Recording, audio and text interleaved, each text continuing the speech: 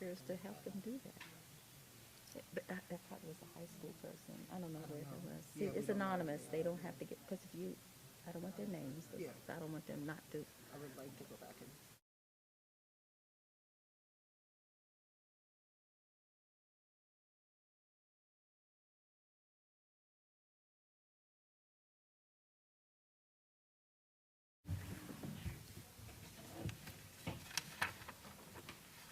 Okay, so then I'm gonna start soon. Steve, let me know when we're ready. I don't have a gavel. Steve? You ready? Okay, great.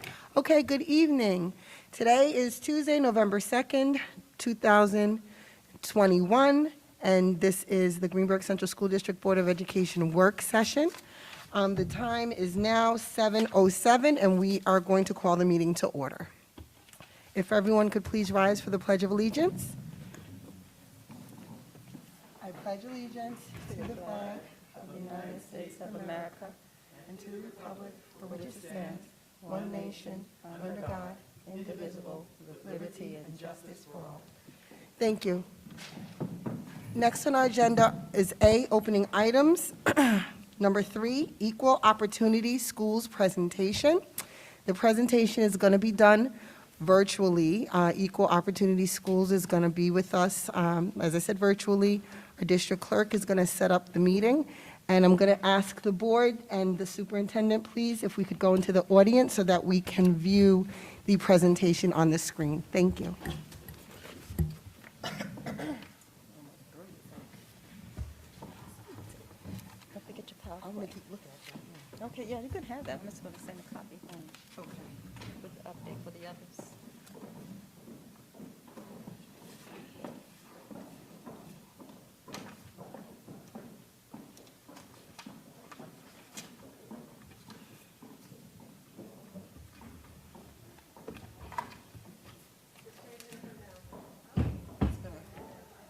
Like magic.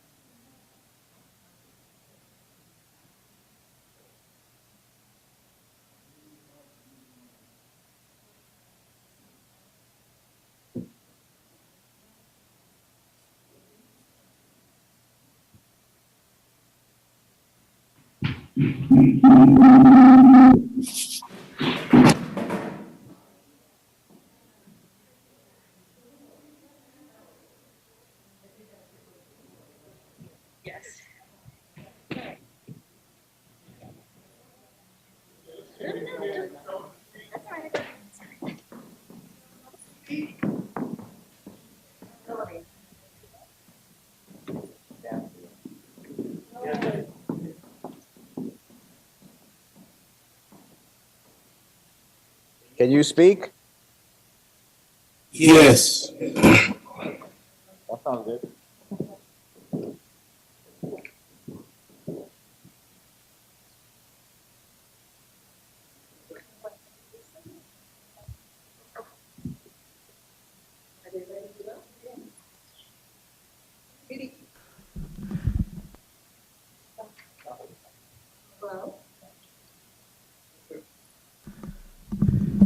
Hello?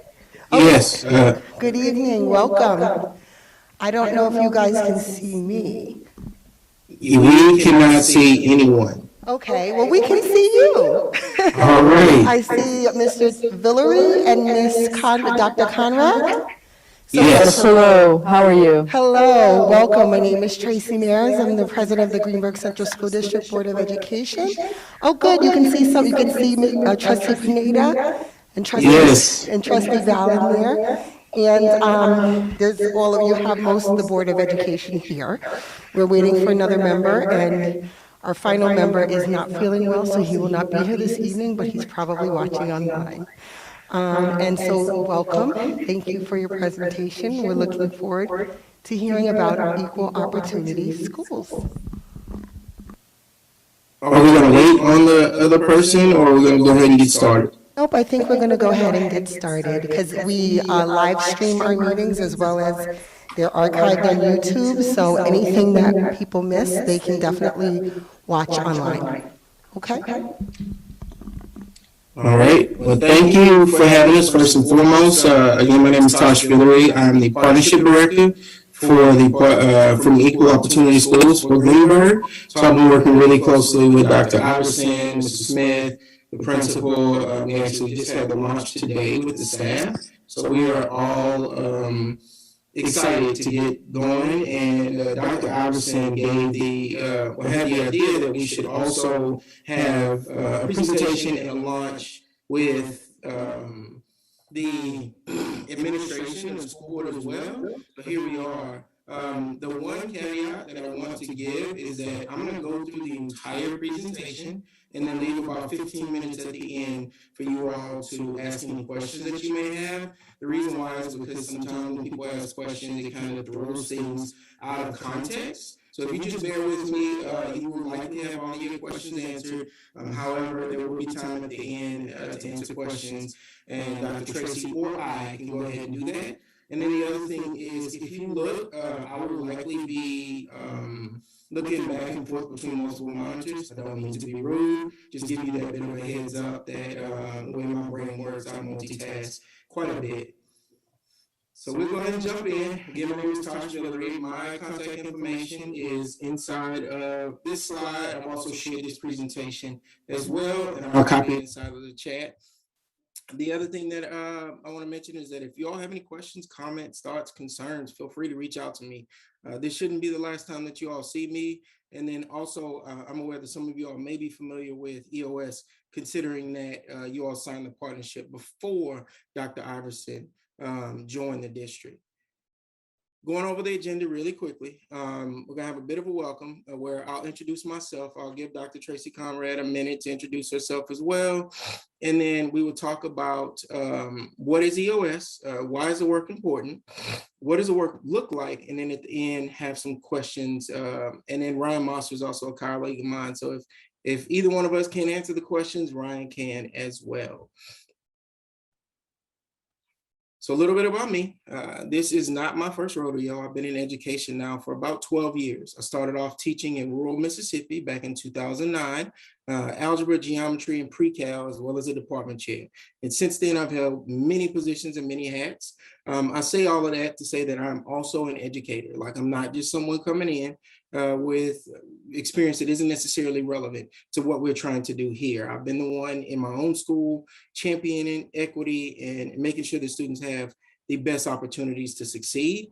And then I also come from a business background, and I like to think that I bring a very different approach to both my work and when I was in the classroom in education from a business partnership and consulting standpoint. Dr. Tracy, you want to take a minute?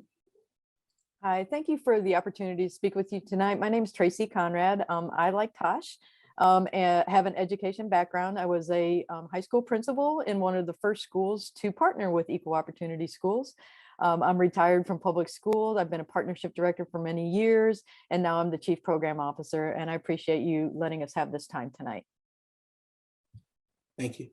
And the goal is that by the end of this presentation, everyone in the district, from the staff in the high school all the way up to the school board, will be on the same page and understand what this work will look like, so that we have way more champions and that the likelihood of success for the work will be that much higher. So what if we could ensure that all students have the opportunity to succeed in challenging high school courses, and particularly that low income and students of color have the opportunity to succeed at the highest level? This is what we are here to do. This is EOS in essence. What I do want to definitely point out, though, is that you don't see AP in our mission. You don't see IB. Our goal is to quite simply expose students to these advanced courses and support them so that they're able to be successful. And these are students who are oftentimes missed by AP performance indicators. And excuse me, and we use a series of about 46 different metrics that has found that students can be a lot more successful in these AP courses than even College Board has given them credit for.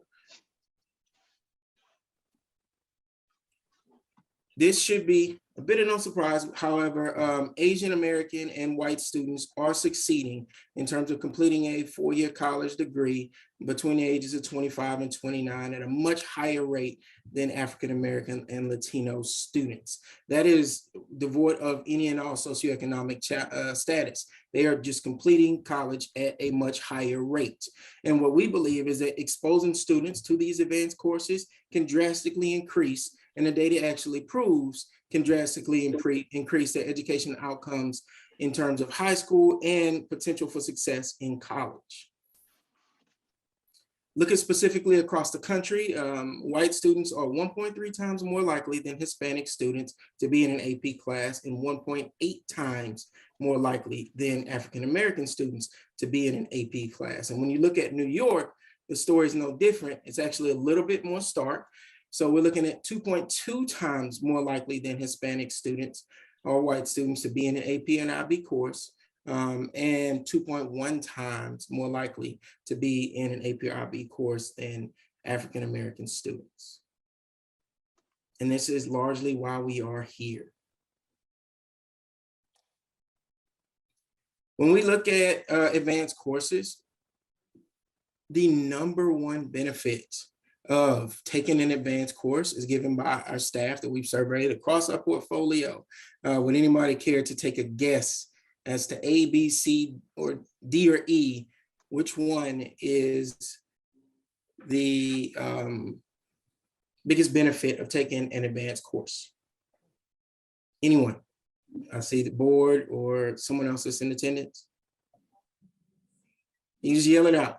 Try to guess either C or D. C or D? Those are some good guesses. Anyone else? A. Someone A. guess. So we got an A, we got a C, or a D. The actual number one reason is developing those critical thinking skills. At first, C, D was a really good guess. And that is all about just preparing students for life.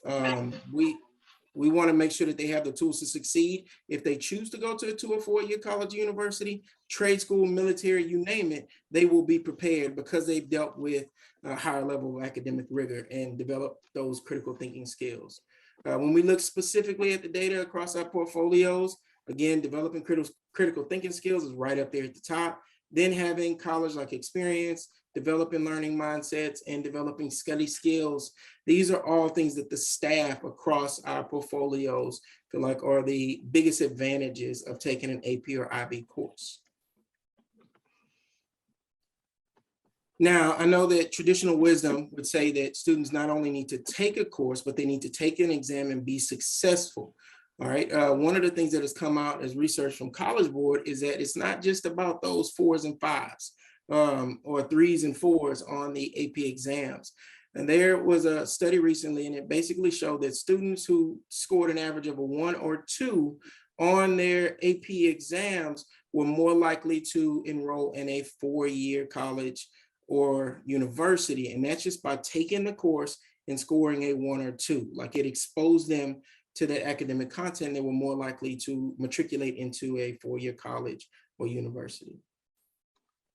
And similarly, College Board also found that when students score a 1 or 2 on an AP exam, they're more likely to take a subsequent AP course and improve their performance, meaning that just taking a course in the 10th grade, they're more likely to take another one, and they're more likely to be successful. These are the types of skills and abilities and academic mindsets that students are able to build over time.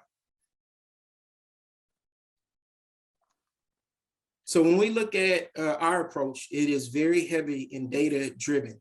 All right, we look at a lot of different metrics, we collect a lot of data, and we also survey students to get the majority of our data that we use to inform our decisions. I understand that right now the district is really evaluating whether or not you all want to continue with AP or IB courses, and then also trying to address some of the disparities in representation in those.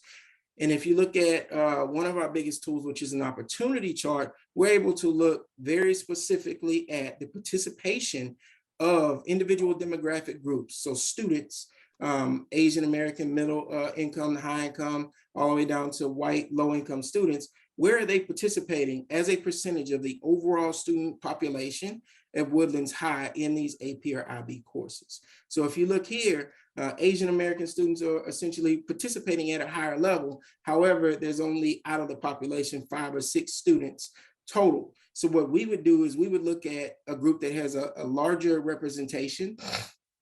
So maybe it's middle income African-American students or middle income white students, and try and make it to where all of the students are participating at the same representation of their population. And we actually have tools and procedures that I'm going to get into a little bit more about that'll help us in making sure that we accomplish that goal. So we use a set of comprehensive tools, all right, to be able to bridge that gap in terms of opportunity for your students on campus. It's about 46 different metrics that attribute to our final assumption as to whether or not a student can be successful, not really assumption because it's built on data, whether or not students can be successful in an AP or an IB class, and who have not been identified by the AP performance indicators. One of the things that staff reports at the highest rate of whether or not a student will be successful in an AP or IB course is student motivation. Does this kid actually want to take this class? Do they have an interest in the material, perseverance, growth mindset? And we don't ask questions specifically to say, does a kid have a growth mindset? Do they have perseverance? Throughout our survey, we ask questions and we uncover whether or not those are skills or abilities that students have.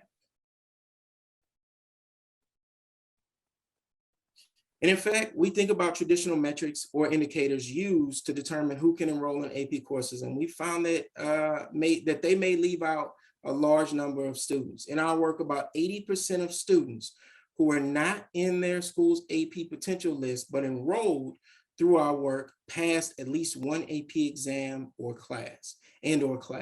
So what we're saying is that they were left out by College Board. We identified them, we recruited them in, provided them with the proper supports, and they were able to be successful at an 80% rate. And then through the survey, we also look at barriers that your students are facing. The truth of the matter is their perceptions are their realities. And so we want to be able to understand what are their perceptions and realities and where the disconnects between the staff's perceptions of these students' experiences and their realities. Same thing with the staff. What are their perceptions as opposed to their realities? And we look at belonging is really, really huge. Like, does that student feel like they belong in that course, whether they look through a window and see some of their classmates or people that they know or that they feel like they can be successful or welcome. And then some students feel like they just don't have an advocate. So 65% of staff say they're willing to have one-to-one conversations with students about taking an advanced course. However, that doesn't necessarily translate into action as to like those conversations actually taking place. So there's a disconnect between, do the students feel like they have advocates and the actual administrators or teachers feeling like they can have those conversations with students or even having them in general. And then lack of encouragement and expectations from adults to take advanced classes or go to college is also very huge for us. And it doesn't necessarily have to be a teacher. It doesn't necessarily have to be a parent. When we're talking about trusted adults, we're leveraging people on campus that the students have identified that they appreciate, they trust, they feel like they can confide in, and then subsequently having them have meaningful interactions and conversations with students to get them into AP or IB courses that fit their interests. We're not talking about them taking any course. We're talking about them taking specific courses that are geared towards their career, subject area interests, and things that will set them up for later in life. And can anyone from the board read this quote for me? How can we see every student? Anyone? One of my teachers once told me that I'm invisible in her class, and I cried for a few minutes, and I let it go, but that somewhat still bothers me. That's how a lot of our students feel. And I say a lot of our students, not just, EOS, I'm talking about students across the country. From my classroom, the students who would be in an AP or pre-AP Algebra 2 course and then drop down because they felt like the teacher didn't know who they were. And that's the truth. And again, their perception is their reality. And our goal is to help you see your students, specifically your students of color and low-income students now, and help them be successful in AP courses in the short term, not down the line. So when we engage in this work, we do it over the course of a year. And it is a multi-year approach, but in our first year, we break it up into 3 parts. Essentially all years, we break it up into 3 parts. We have the study phase, where we collect data, which is where we are now with the district. The strategize phase, where we take that data, we look at what we learned from it, and then we turn it into actions that will increase the outcomes for students, as well as get more students into the AB and IB programs. And then finally, we look at what is it going to take to support both students and staff for our new students and all students to be successful. What we found is that just enrolling students is not enough. It's like a hamster wheel. You're just gonna keep going around in circles, enrolling students and losing students every year because of attrition if you don't change the policies, procedures, adult mindsets, and practices on campus. To be absolutely clear, we see this as an adult issue. We see this as a teacher, an administrator, a school district issue, not necessarily students, and that's how we approach it. So when we look specifically at the study phase, the first step is to educate the entire staff on the partnership. We did that earlier today, and I'm actually been looking through some of the feedback, and it's been really well. We had a lot of people emailing Mr. Smith before I was done with the presentation to be involved in the equity committee. The second step is where we survey students, and we shoot for about 90% to 100%, in my opinion, of all students on campus from 9th grade to 12th grade, because we want to understand the opinions of students that are in the 12th grade that are leaving. What was their experience? And then we also want to know about 9th grades. What's up, Carlos? Good evening, everyone. Yes, I'm just listening. I'm just listening. Thank you. Okay, sorry, I thought you had a question. I'm gonna put you on mute if you don't mind.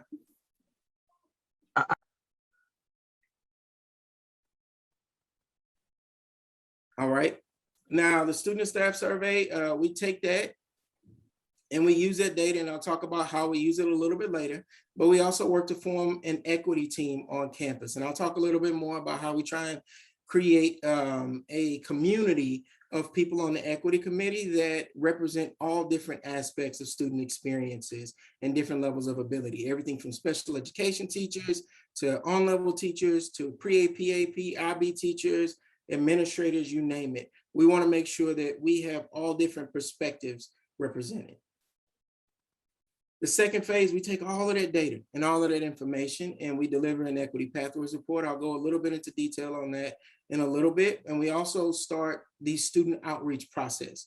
That is where we literally identify a list of students that have the potential to be successful. And we know information about those students, whether it be academic interest, career interest, past performance in school, those academic assets. And we formulate a plan to be able to recruit them into the AP or IB program. All right, and this isn't something where we just reach out to them one time. It takes multiple interactions. And the way that our systems are set up, teachers, administrators, anyone who's involved in this process can all communicate and work together. So let's say that Ivy reaches out to Bob and she has an interaction with him and he doesn't say yes. We do have notes about that interaction as long as it's inside of our portal. And then if Ryan comes back and talks to that same student, he can leverage that information to then push that student to taking that chance. And then we actually begin the outreach to students, and we evaluate it as we go along. We track the enrollment process based on course requests so that we can see what's working, what's not. Do we need to change our approach? What are people saying? Why are students saying no? These are questions that we're prepared to answer and address throughout our process of using data. And we have periodic updates during your course request period to where we can see where's the movement, where are the open classes, where do we see an exodus of students that are on our target list. All of these things are data points that we use to inform the work. And then we adjust our strategy as it's necessary. So as we see those trends, we can change what we're doing.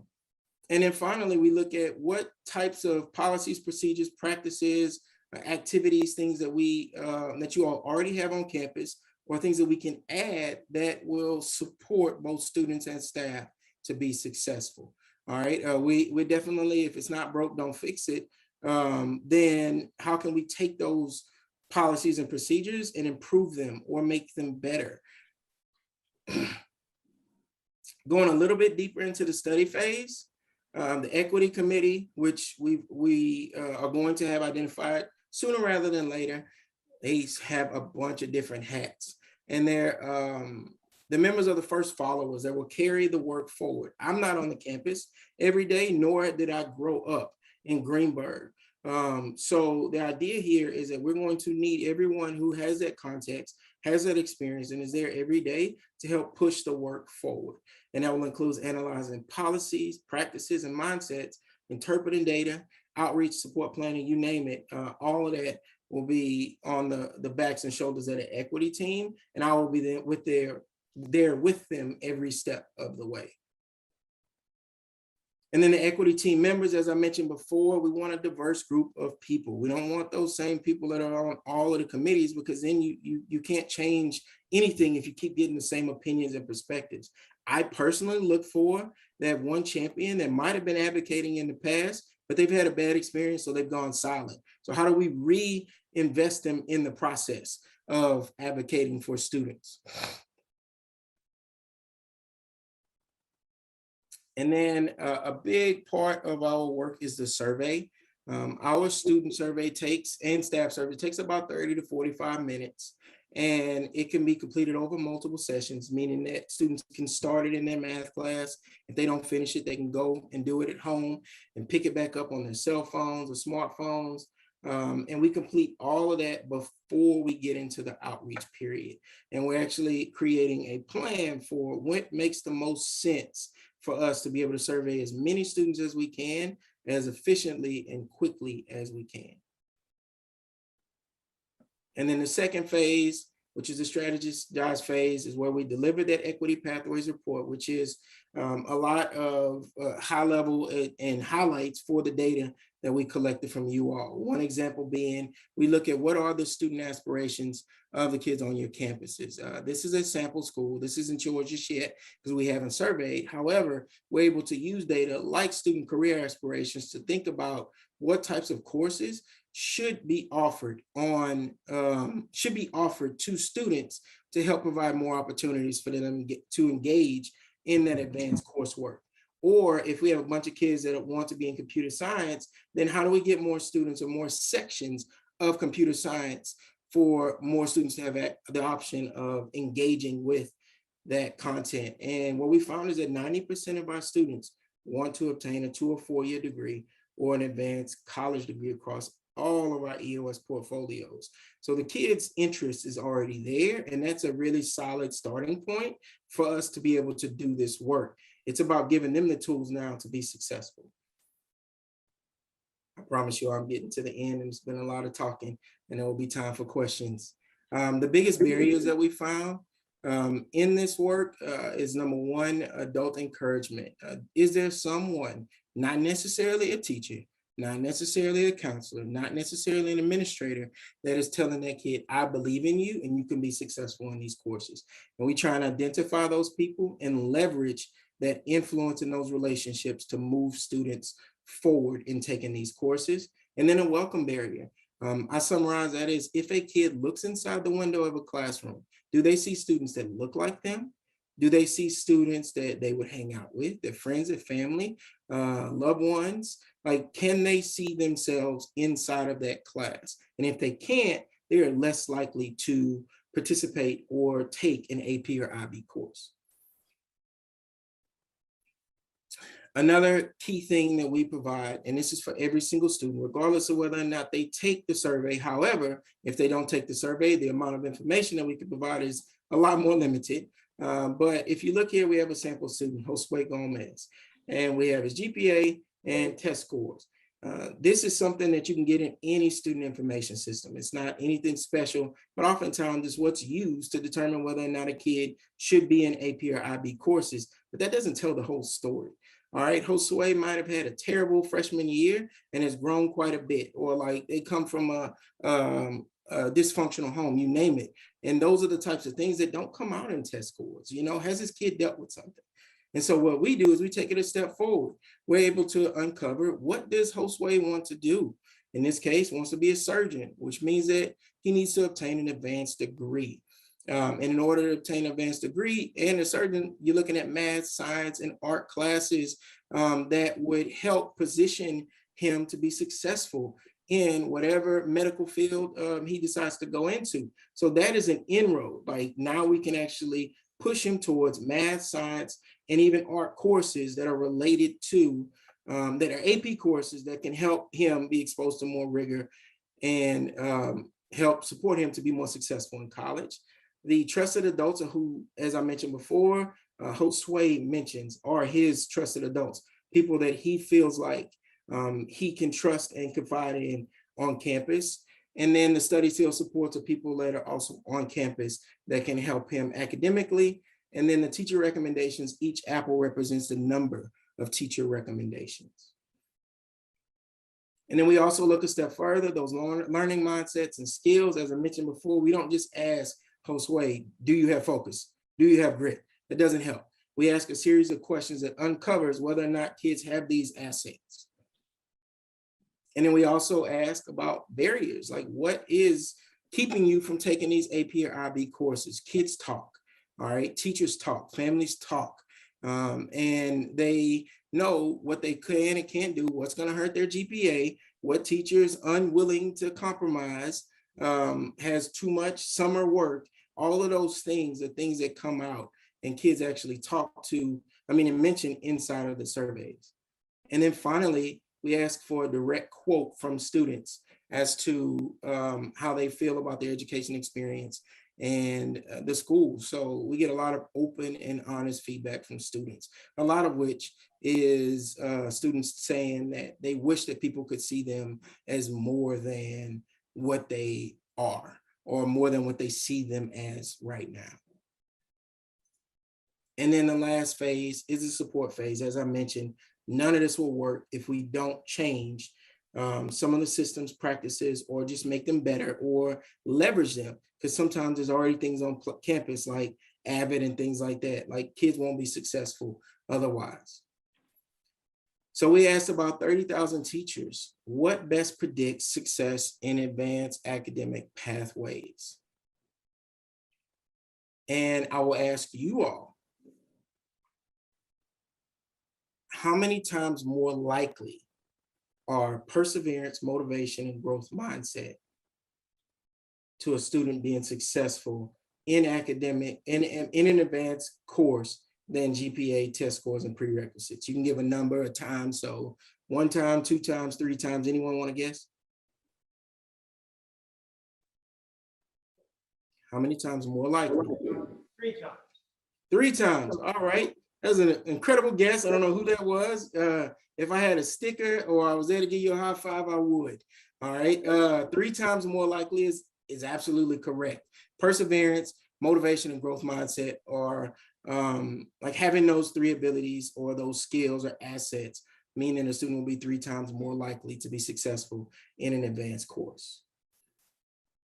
And then again, we're not here to recreate the wheel, tell you that everything's bad. Like, we want to look at in the supports, what's working, what's not, what can we do better, what can we do new, different, what can we leverage? We're all about trying to not necessarily fix what's broken. We're trying to make whatever's working on campus work better and then supplement it based on what your faculty, staff, and community have the capacity to do.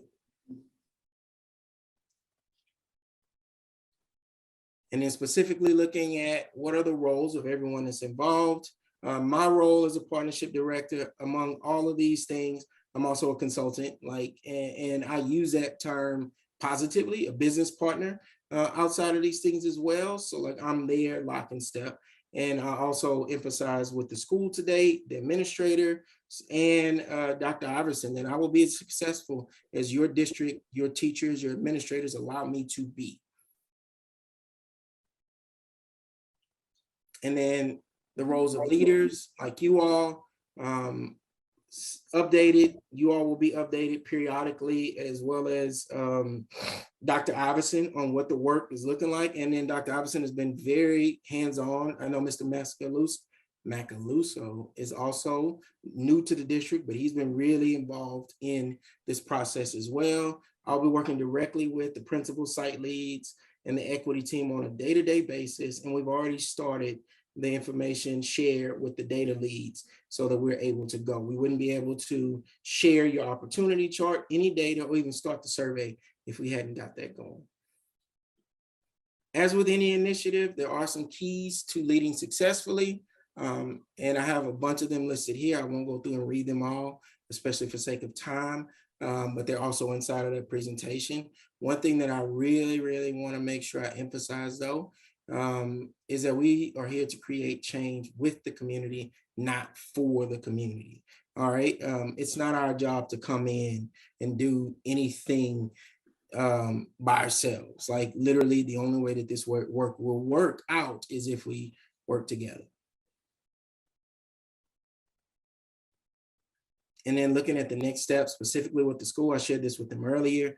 We already have your staff and student surveys ready. I shared a resource folder. You all have access to that as well. It has all of the collateral and information that I've shared to this point, as well as this presentation and the one that I gave to the staff this morning. In our initial meeting with the building leadership team and our equity committee, we're going to look at setting goals and outcomes for the year, setting up our monthly meeting cadence, probably a little bit more frequently, given that it's a little bit later in the year.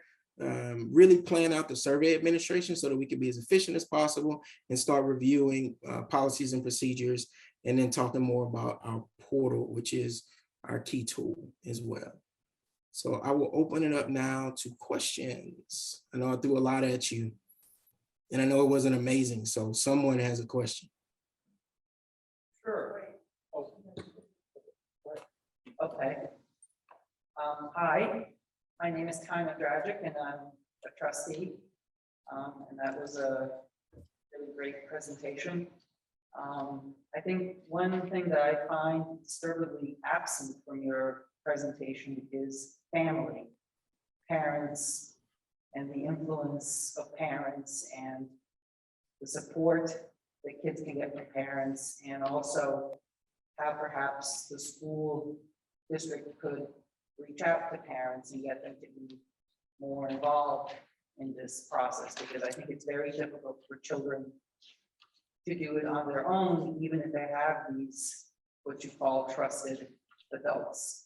So, so I'd like to understand how that question is going to be addressed, because I doubt that we're going to be very successful on this weekend.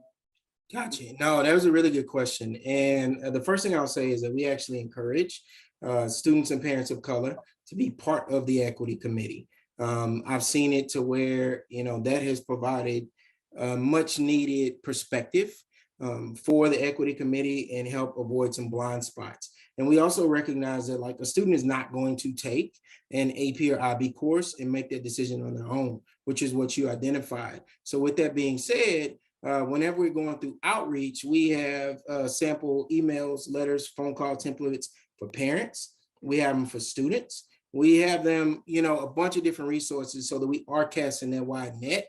But part of it is also making sure that our parents and students have the right information to make the most informed decision as possible.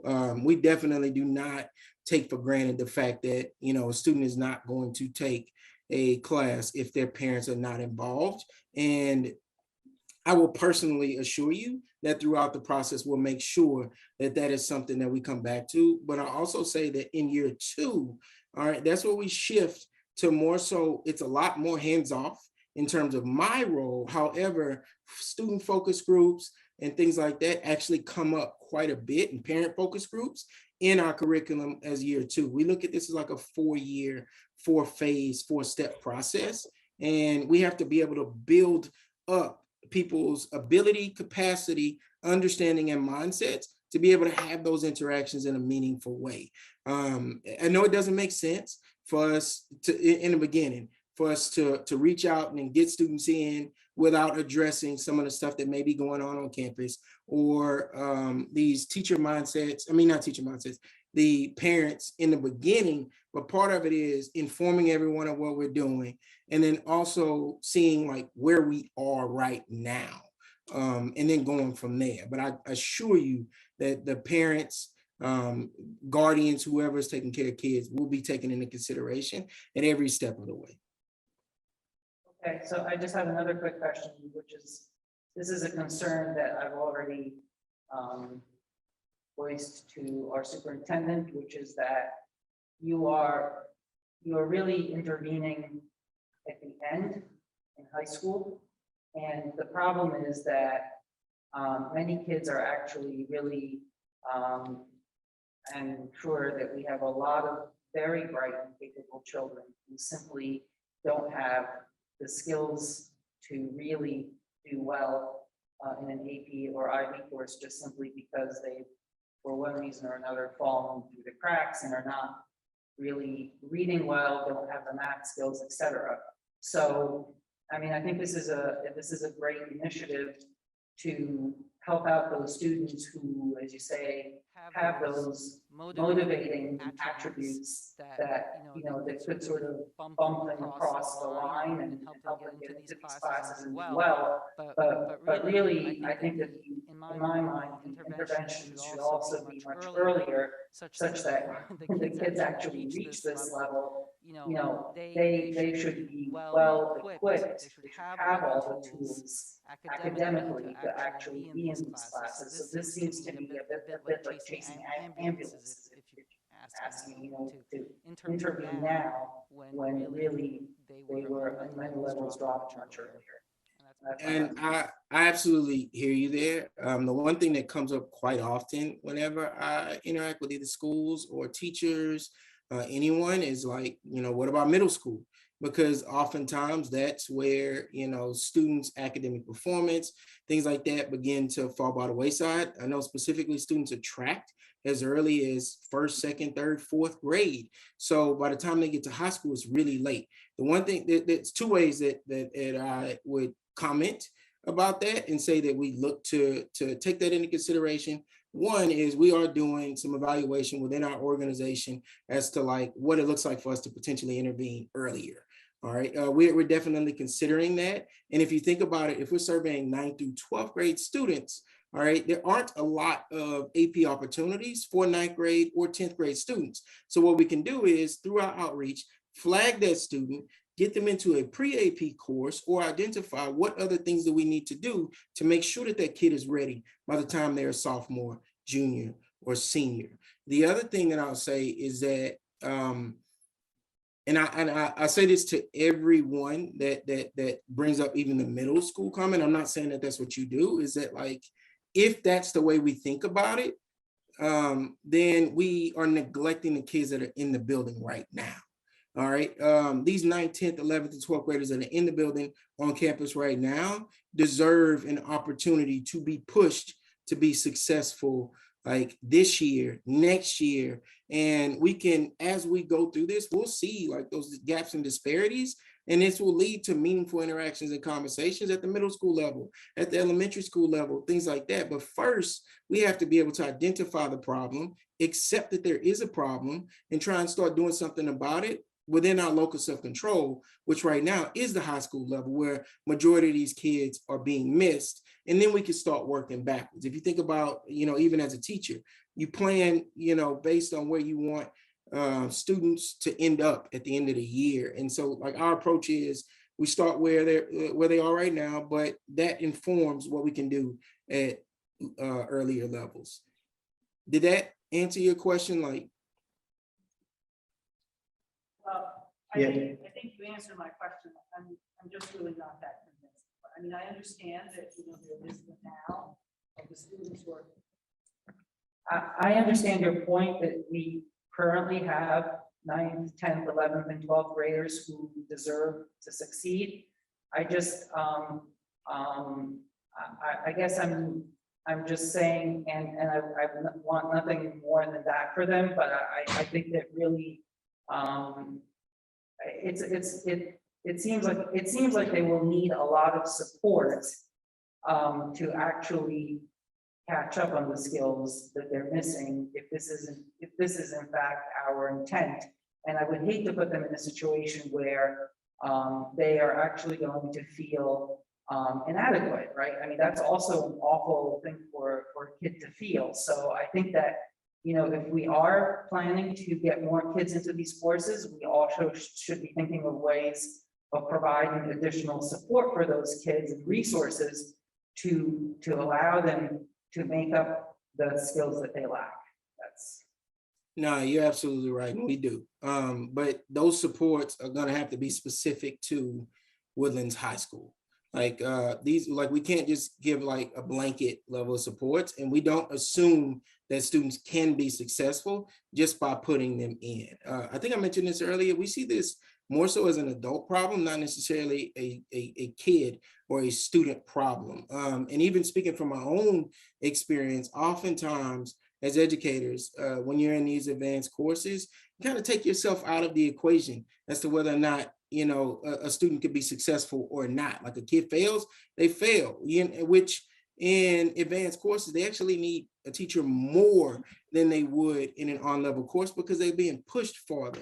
And when we're looking at those supports, we're going to look at each individual kid and try and leverage their study skills person. Maybe we're going to go ahead and try and get them into an AVID course. Maybe we'll come up with a mentorship program to where they can have someone else who's helping walk them through that process. Maybe there's a group on campus, kind of like an affinity, not really an affinity group, but a club for first-time AP course takers. There's boot camp curriculum that we provide, as well as training specifically for AP teachers that helps them understand, like, how are they contributing to success or failure of our students or lack thereof. Like, we try and address it from a bunch of different perspectives, but it's definitely not put the kid in there and let's go, because that doesn't help anyone.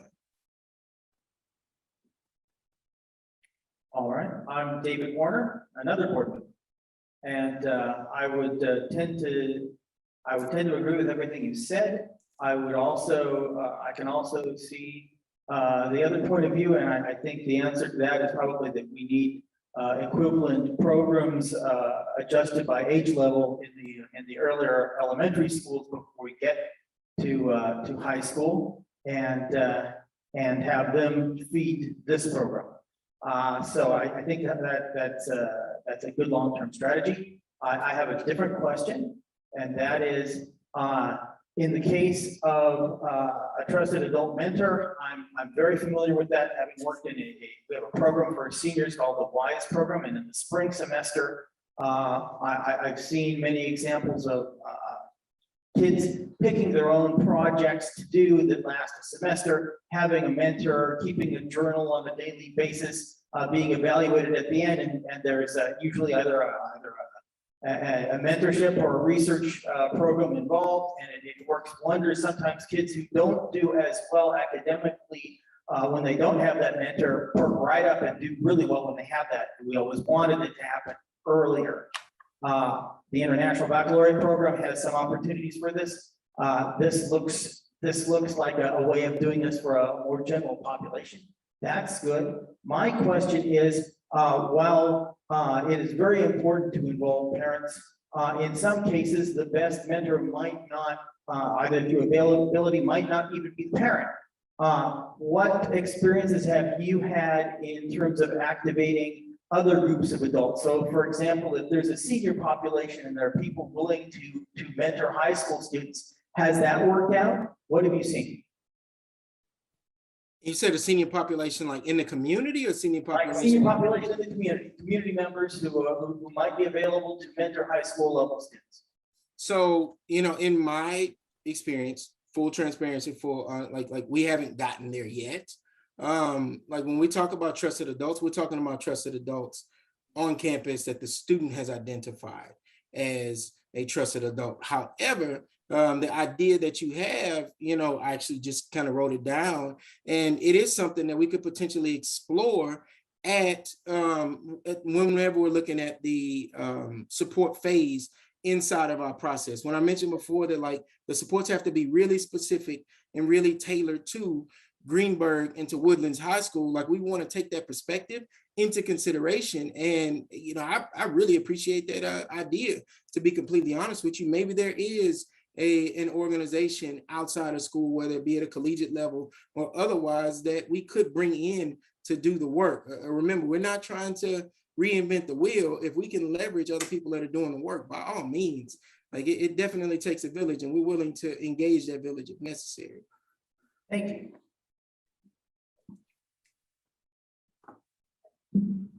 Hello, my name is Kiana Washington, and I have a question.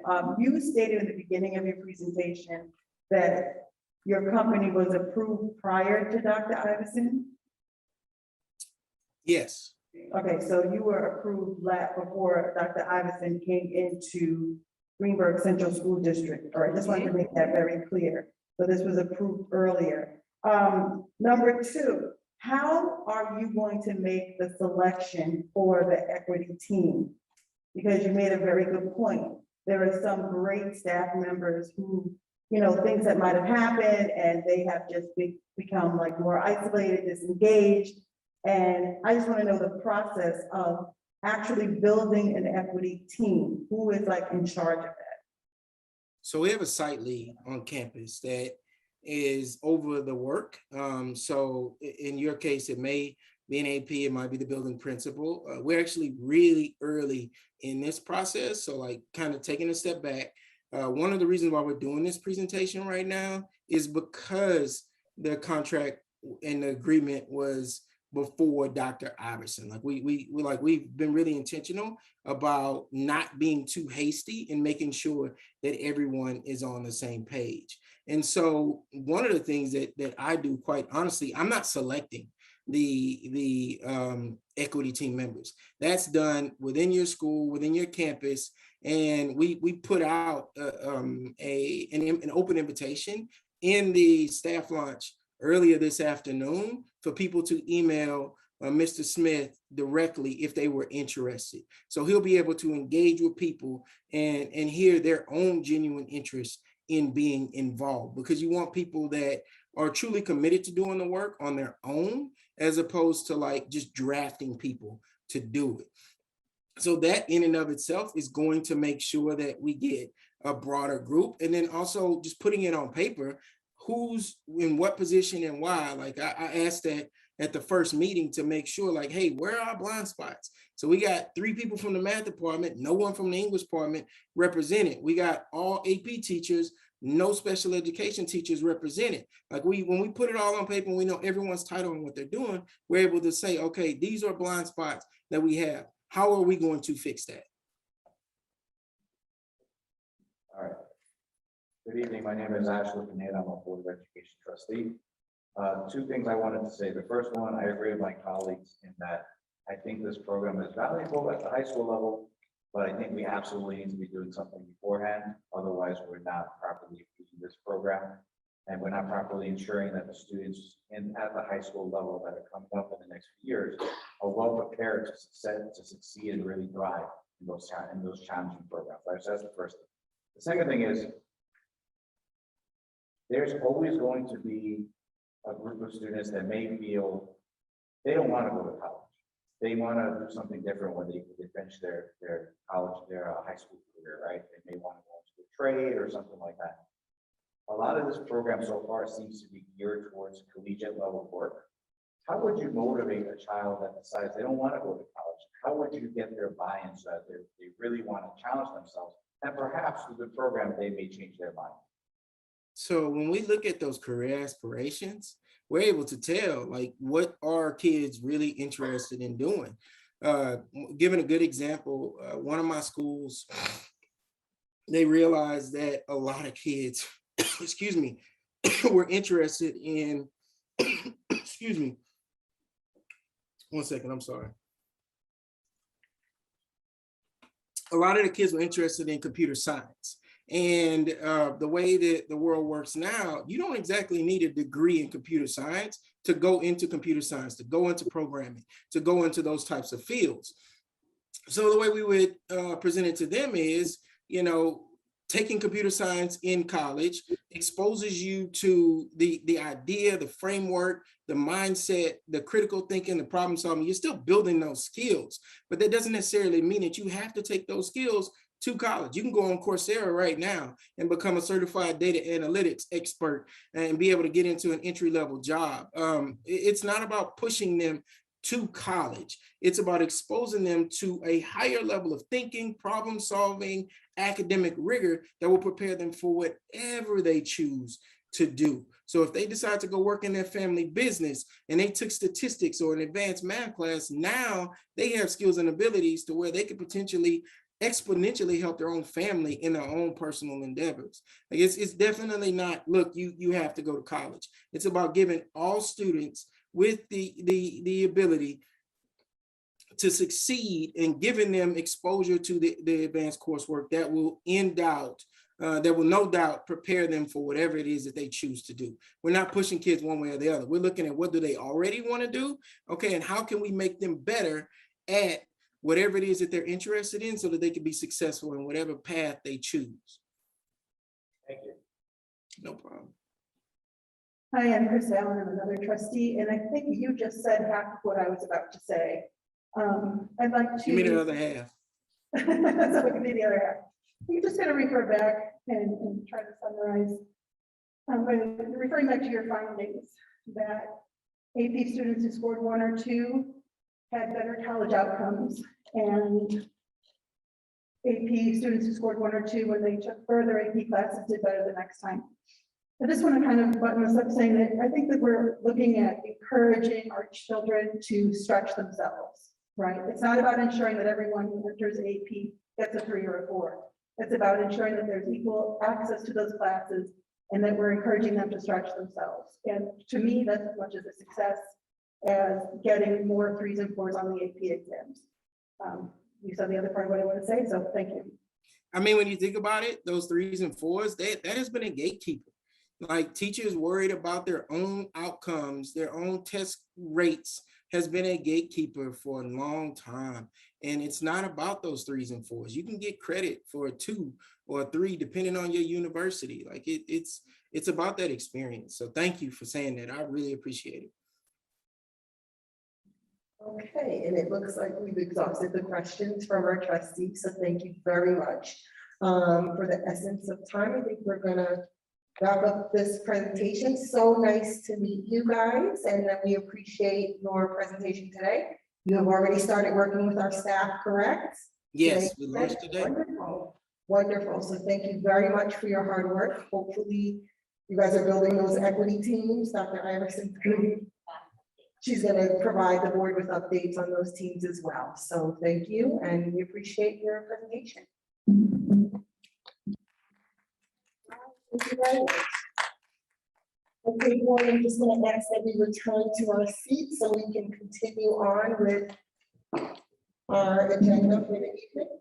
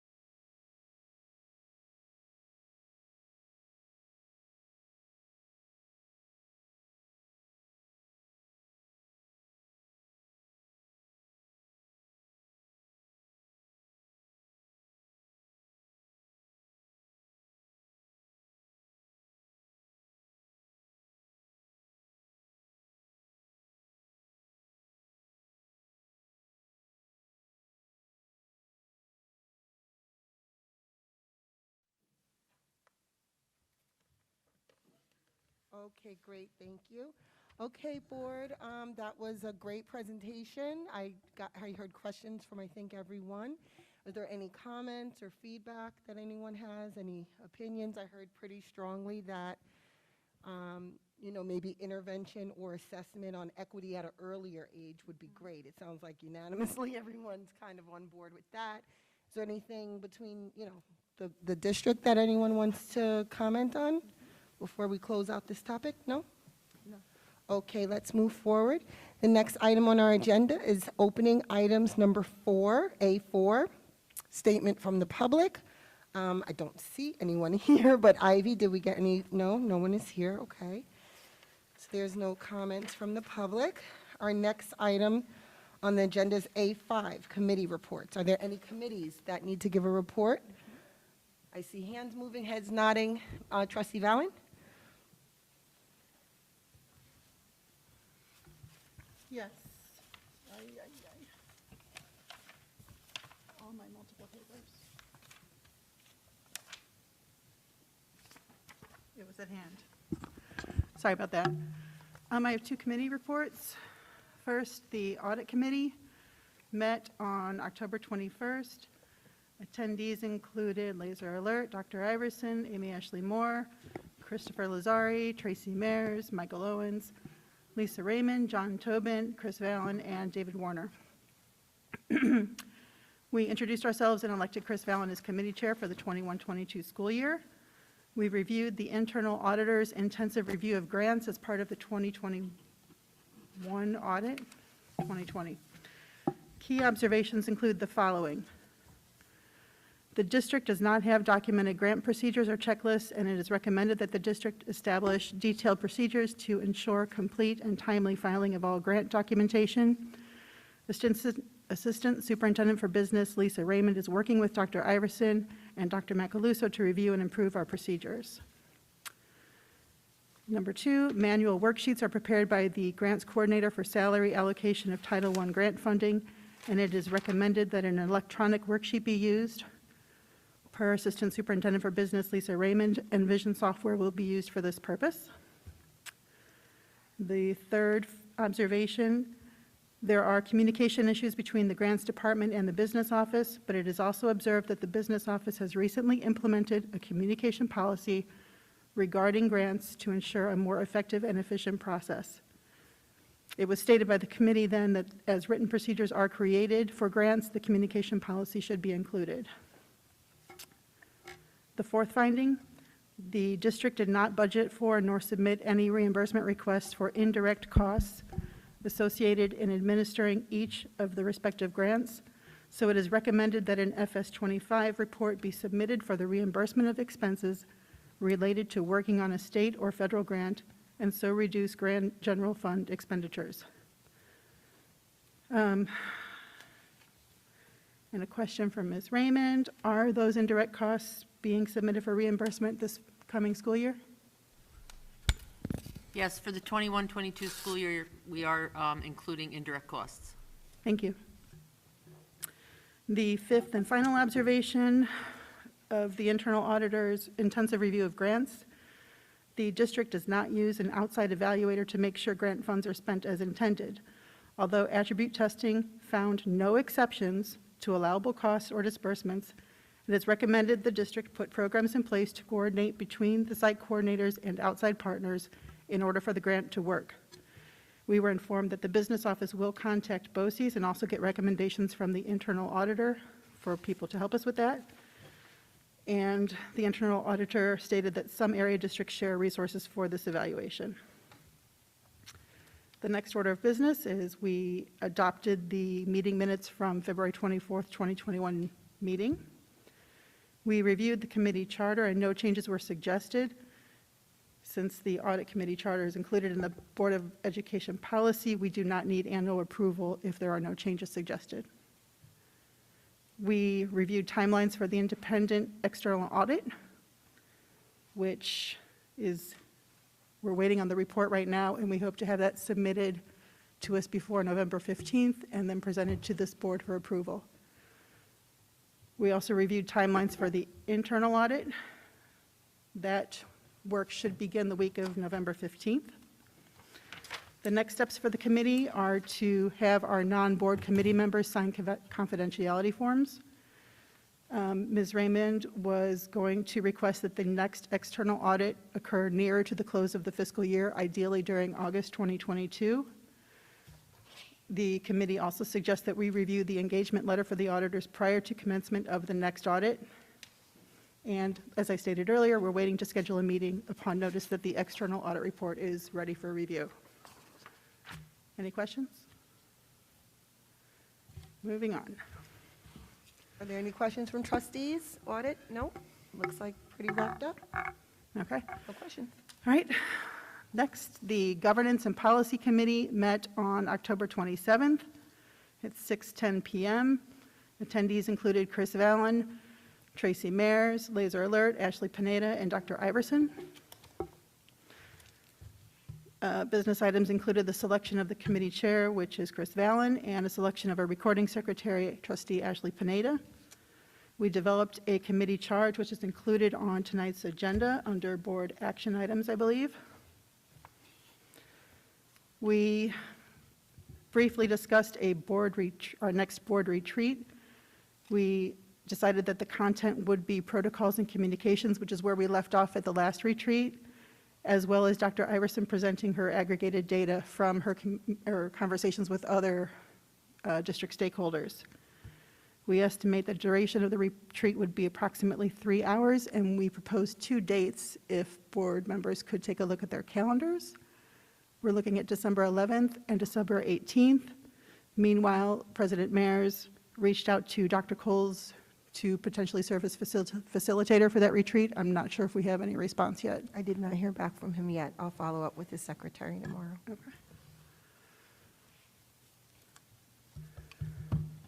I'll continue with the report and then we can come back to the dates. The previous committee had discussed whether a meeting evaluation tool post-meetings would be helpful. Trustee Pineda has provided the committee with the previous evaluation tool, and we will be discussing it at the next committee meeting. We discussed student participation at board meetings and confirmed that the item is on the December ballot. And after brief discussion, we decided that the student would best be served by attending our work session meeting, since that's where the bulk of our presentations are held. We then took an in-depth look at Policy 1510, regular board meetings and rules, quorum and parliamentary procedure. We discussed the meeting structure and public comments recommendations.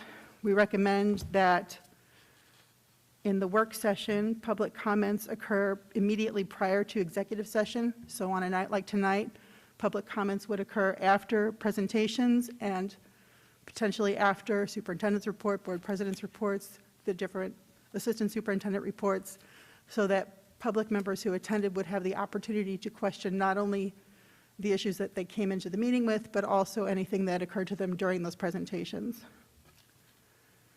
That's one recommendation.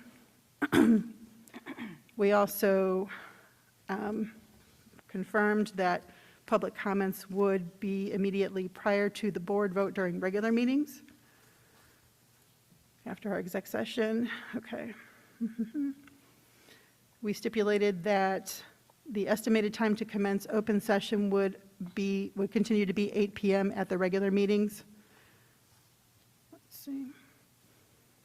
We discussed whether written statements would be accepted by the board, and we decided that they would be accepted but not read aloud during meetings, because they are usually responded to within 24 to 48 hours. Let's see. Public comments. We discussed public comments and that they should not reference any positive or negative reflection on individual district personnel or students, except for moments specifically allowed, such as tenure recognition, and that should be spelled out in the next policy update. Yes? Question. You talked about written statements being accepted but not read. Does that mean they'll be forwarded to all board members in terms of public comments? So if somebody from the outside who can't make it to the meeting but submits some comments to us, and we're going to respond within 48 hours, but we're not going to read them aloud in the meeting, then the board members have to see it somehow. Does that mean that then that the written comments get forwarded to all board members via email, or what's the delivery mechanism? I think as we button up the suggestions for changes to the policy, that's something that we could include. Okay. If the full board agrees. Thank you. Okay. Okay. And then we discussed whether public comments should be allowed when they're not specifically scheduled at a meeting, for example, at special meetings. We recommended that no public comments should be accepted at special meetings unless noticed ahead of time, so that it is consistent and fair to all members of the public. Let's see. And that's the bulk of the comments and recommendations that we had for changes to that particular policy. We then listed out a number of policies that we may identify later, that we may look at later this year, but we're going to discuss that more in depth at the next meeting. And we will also discuss at the next meeting possibly doing a mid-year board evaluation. Yes, Mr. Pineda? Just one additional point. We had also discussed responses to public comments. So in the past, we've done our best to try to address responses to public comments. The administration tries to reply instantly if it's something that's at hand and easily can be responded to. But we also discussed actually setting into place a threshold so that our community can have an expectation, right?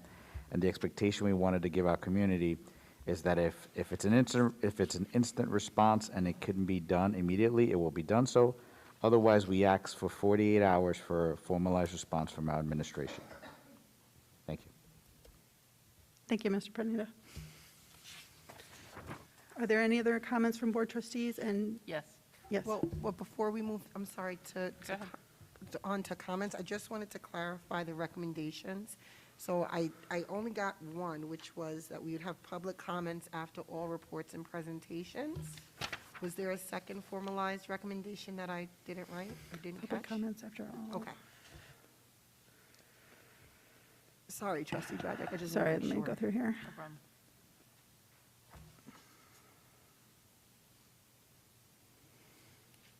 So that would be at the work sessions. The public comments at regular meetings, which I cannot put my finger on. At regular meetings, we said the estimated time to commence open session would remain 8 o'clock. Okay, thank you. So it's really only a recommendation for work sessions? Correct. Okay, all right, great, thank you, sorry about that. So I just had a comment about the retreat, because we have been, this is going to be our third retreat this year. We have been circling this issue of communication, and I am a little concerned that Dr. Cole may not be the right person to run this particular session. So I am just wondering if we could do it on our own. I think we have a pretty reasonable, cohesive group that could, I think, hash out these communication issues. If not, if we could get someone who actually maybe specializes in these issues with boards and get them to come and be at our retreat. Okay, thank you, trustee Dragic. Board, I see trustee Washington. Just in reference to the retreat, also the dates, December right now, I'm not able to do either date, because December is that time of year that there's a lot going on in different families' lives. So I'm just wondering if we could just look at more of a January date. That is just something I want to put out there, because December is just, unfortunately for me personally, it's not the best time. Okay, any feedback, trustees? I heard two issues on the floor. Trustee Warner? Okay, I can make either, the Saturdays are fine for me. The 11th or 18th are fine for me, but I'm flexible, and January is a fine time as well. Traditionally, we do things, we have had mid-year retreats in January. It is helpful to have a little more time to make sure that, I'm not sure where we are in terms of like test scores for mid-year performance, but it's usually helpful to have it a little further out. And what also often happens is we've gotten further along in the budget cycle, so if that becomes an agenda item as well, then getting out into January is a good thing. Trustee Pineda? Thank you. So in terms of December, those December dates, I am available. I would suggest also if we wanted to consider a weeknight, that's an option too. I know that we all have a lot of things going on these days, especially during the holiday season, but just wanted to throw it out there. I would prefer that we stick to a December date, specifically because we're talking about protocols here, communication protocols, and the longer we delay that, the more likelihood that there could be a misunderstanding or something could get lost in the shuffle. So I would encourage us to do a December if possible. And I think in terms of who should facilitate the meeting, I don't think I would be supportive of doing that all internally on our own. I think we really do need a resource to help us, to help guide us, because when we're having a conversation like that, we can easily get to a place where we need someone to help us perhaps have a different perspective. I'm not opposed to looking for a different resource, but given the timeline and the fact that I would prefer to have this in December, I'm fine with moving forward with Dr. Coles if we decided to go that route. If we want to look for someone else, that's fine too. Thank you. Okay, any other trustees want to give any feedback? I will say, I'm in agreement with the December, and I'll tell you why. Trustee Washington, I only addressed you because I know you brought it up. I do feel like it's a lot of meetings. I feel like in the past, we haven't had retreats at all. Like, since I've been on the board, I think we had 1 or 2, and this is my 5th year. So I definitely don't want to have a lot of retreats. I think the Governance and Policy Committee talked about doing another like small 3-hour, which really isn't a retreat amount of time. A true retreat, even if you look with NYSBA, when you have a New York State School Board Association do a retreat, it's a 4 to 6 hour retreat that they do. So when we're working on a 3-hour thing, we're trying to take a small chunk of it at a time. And we talked about that communication, that protocol that we started to work on in the very beginning. We really wanted to get into the meat of it. My email to Dr. Coles discussed really using specific real-life examples of what we've all been just kind of trying to work out and need through right now.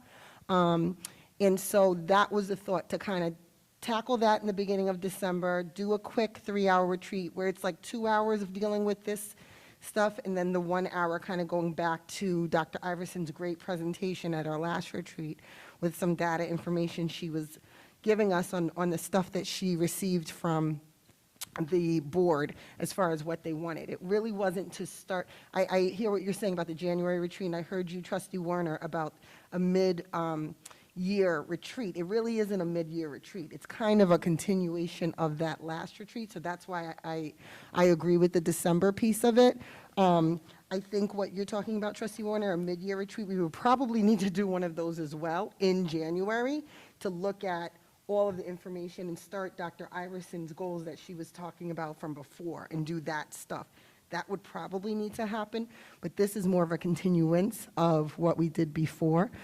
Because of that, I'm probably okay with Dr. Coles, but I do hope that we will look at other professional retreat programs or NYSBA or some other experience for a real retreat in January if we do this, or February if we do decide to do that. So just wanted to share that.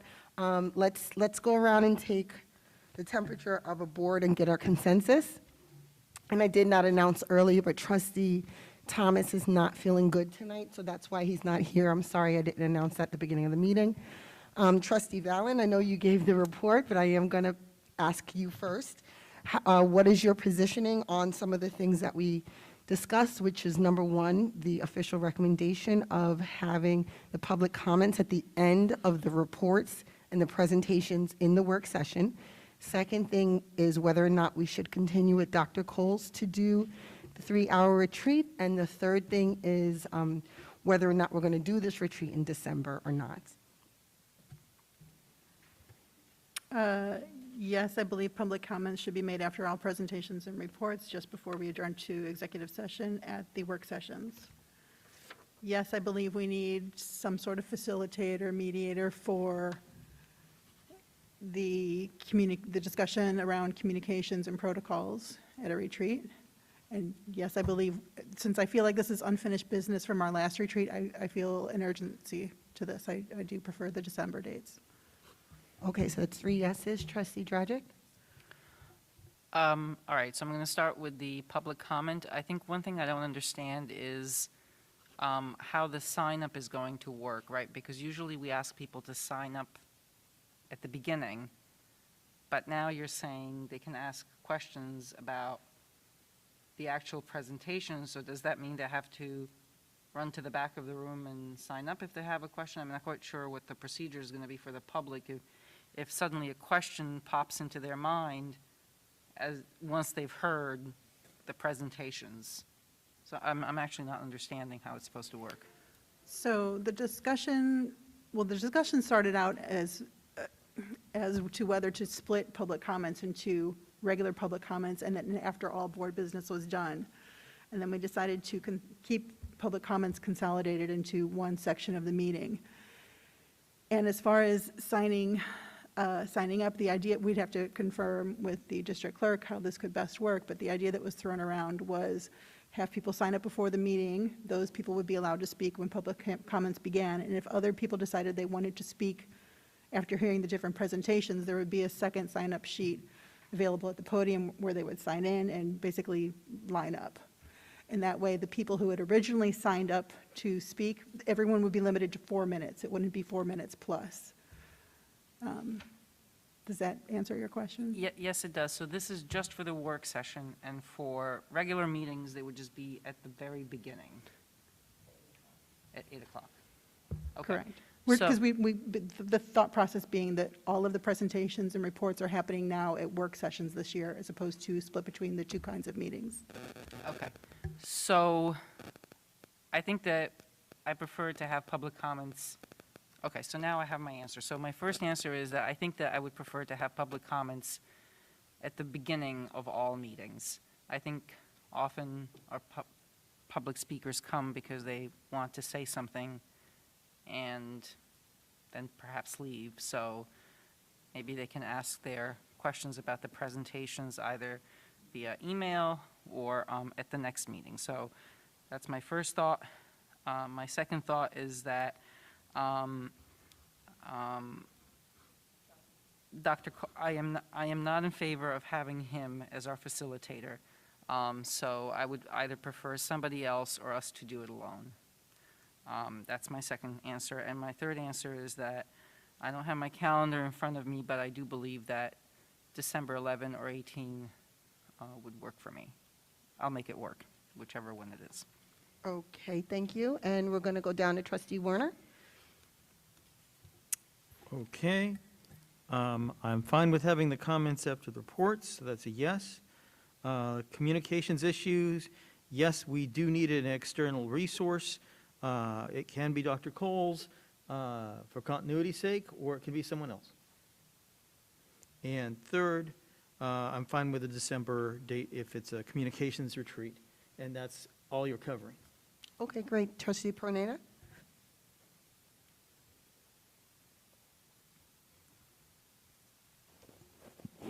Okay, I'll basically repeat what I said before. It's 3 yeses for me.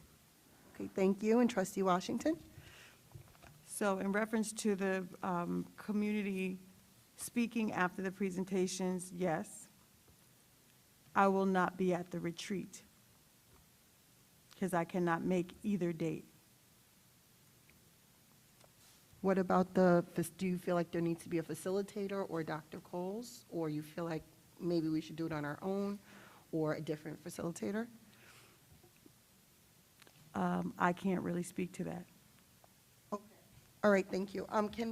can I ask, even though I'm going to give you my answers, but Trustee Washington, are there other times in December that might work, like a weeknight? Most likely a weeknight would be better. I have things already planned. Okay, maybe we can shoot around some days. That did come up actually initially as a suggestion, so maybe we can look at that as well as an option. I don't know how everyone feels about that. So I am actually going to, although I'm in the committee, I'm still on the fence about public comments, although it looks like the majority feel that public comments should come after presentations. My only concern is, like a night like tonight, we had a presentation that took about little under an hour, it's about 40 minutes.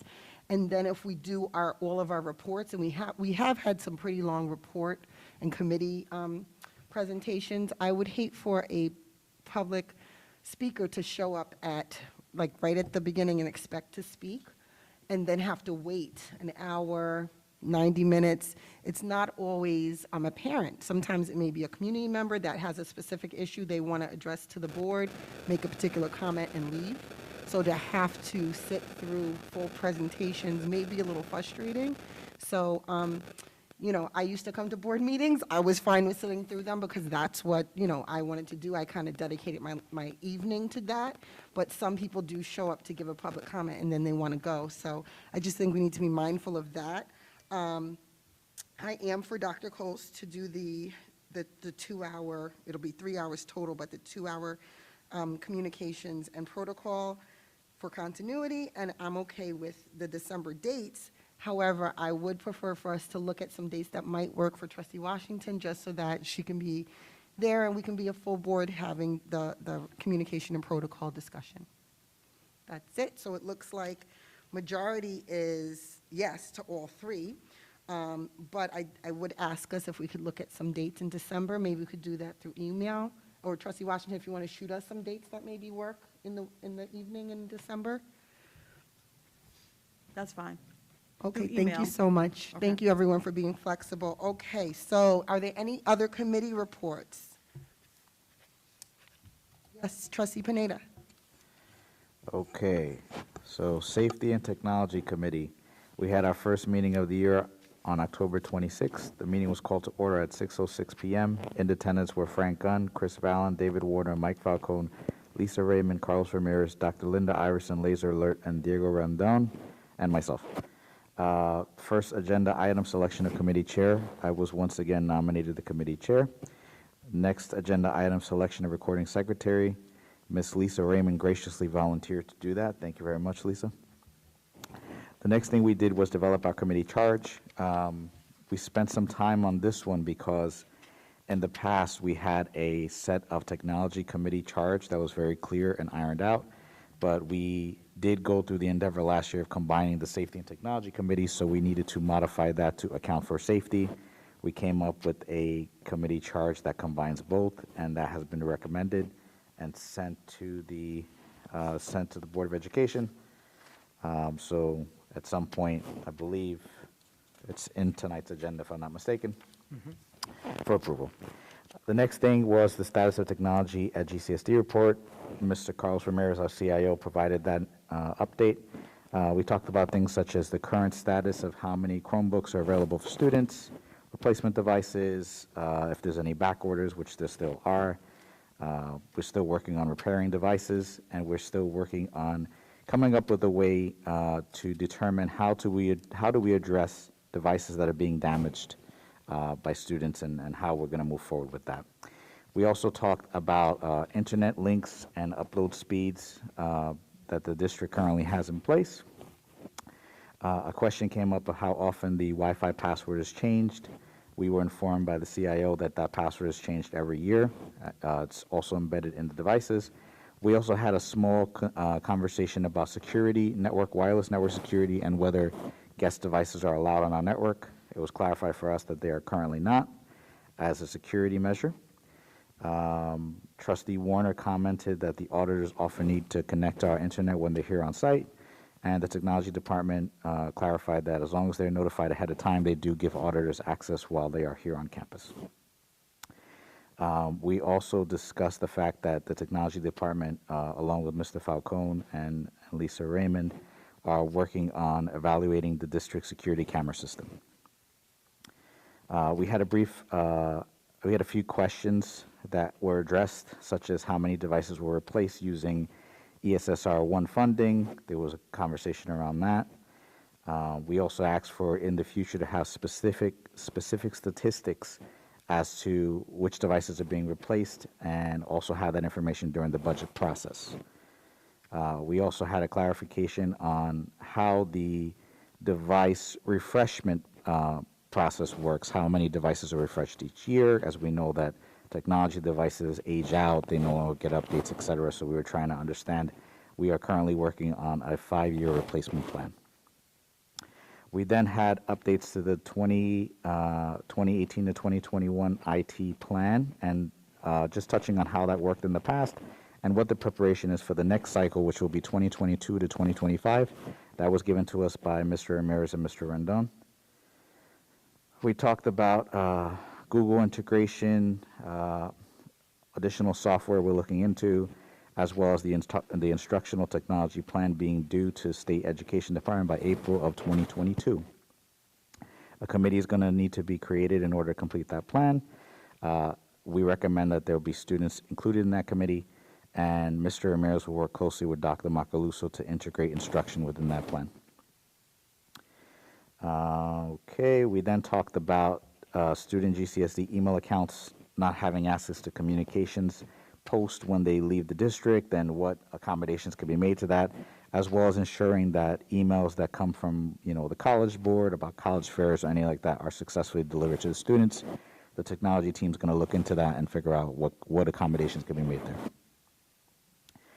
We then touched on emergency cards and whether emergency contact information can now be submitted electronically. I asked the question, could they be submitted electronically? Mr. Ramirez reported that information can be updated by the families via the eSchool Plus program. There's also can be done via an email to the district registrar or physically visiting the school district. We also talked about trying to do everything we can to ensure that incoming elementary school students have a better understanding of what information needs to be received from them by the school district, as well as where they can go to access resources as their children are entering the school district. We talked about potentially adding some additional information in the beginning of the year as a parent packet to include that information, and more will be done there. We then talked about committee dates and some conflicting dates that we were talking about. We kind of tabled that. That will kind of be hashed out via email. And then same thing for another date. On that one, we agreed that we are going to potentially move the March 9th meeting date to the March 30th, but we are trying to clarify whether there's a concert that's listed on the calendar will happen or not. An update will come in the future. We then talked about communication to school hours or foul weather events, specifically including buses en route. We had an update provided to us that communication to parents regarding inclement weather has already been started. The administration superintendent has been putting those advisories out. We did request, if possible, to do that earlier, towards around more like 5:30 in the morning, if possible. And the administration committed to doing that, with the exception of sometimes there are weather events that you can't make a judgment call at 5:30. There may be some snow system or something that the judgment call gets done a little bit later, but where possible, 5:30 will be best committed to. Trustee Warner asks if Dr. Iverson consulted with other superintendents when a weather event or something like this is happening. She confirmed she does keep an eye as what's going on in other school districts, and they kind of do that to each other to try to help make a comprehensive decision between all the school districts, so they kind of align. Let's see, the next point here. We talked about the situation of what happens if there's a problem with an individual bus en route. Mr. Frank Gunn explained to us that there is now the ability to, if there is an issue district-wide, a blanket message can be sent out to parents. But if there is an issue with a particular bus, there is a system called TransFinder, which is in place now and can send out specific contacts and alerts to the families on that specific bus. The only thing that we want to clarify there is for our community, that system is set up to send communications to the emergency contact information you have on the emergency card. We did discover in the past, when those alerts have gone out, folks have not received them. It could have been in some cases because the emergency cards have not been updated.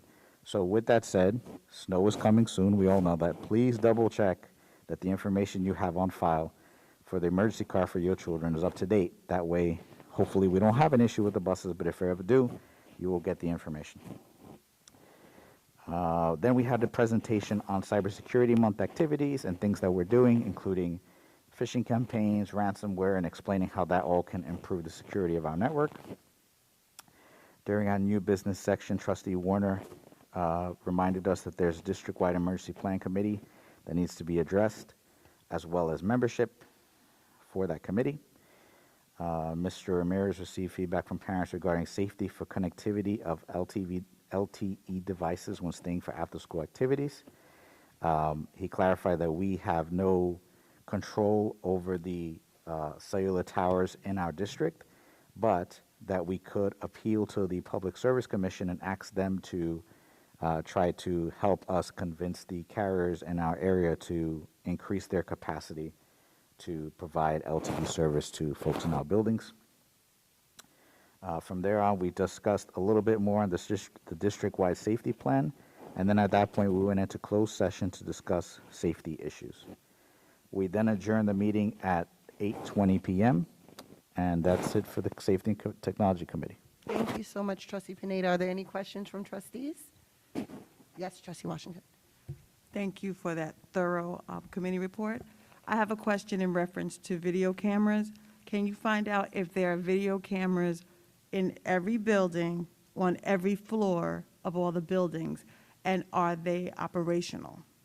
So video cameras in every building in our district, on every floor in our district, and are they operational? Number two, the one-to-one devices. There are some students who have had devices for 3 years. Are they at all going to upgrade devices that are compatible with 2021 for our students? And when? And the laptops that are, or the devices that are on back order, how long have they been on back order? And when a student comes in brand new to our district, are they given a device? Because what I'm hearing is that some of them, and it's not right this second, but that they're not given a device because the devices are on back order. So if we could just, kind of touch base with some of those things. And then you also talked about transportation. What is out in the community? Bus drivers are telling parents that they will work overtime so that we can have after-school busing. But Royal Coach is not allowing the overtime. So I don't know if this is, rumor or true or fact, but I just, if you can look into that also. And I know Lisa Raymond, you could look into it also, just to see if that is true, because we don't have after-school busing.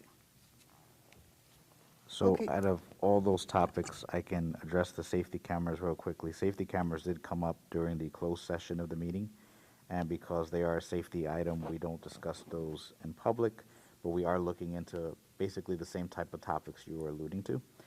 On the buses, I would defer to our administration for a response. And on the one-to-one devices and the Chromebooks, the way I understood it to be is the senior graduating classes are essentially the ones with the oldest devices at this point. And the goal is for those older devices, as the seniors come back, instead of redeploying those devices, they're substituting newer devices to the incoming classes, so that the idea is they'll just keep shuffling out. And they're doing it in a 5-year cycle, so 1/5 of the devices every year will be replaced. That's the idea. Okay, so what I'm hearing is that if you are like an 11th grader or a 12th grader, you kind of have like the older device, and then the newer devices are going to the newer classes. So what I would just like to do is push back on that and say that every child should have a device that's updated for the current year.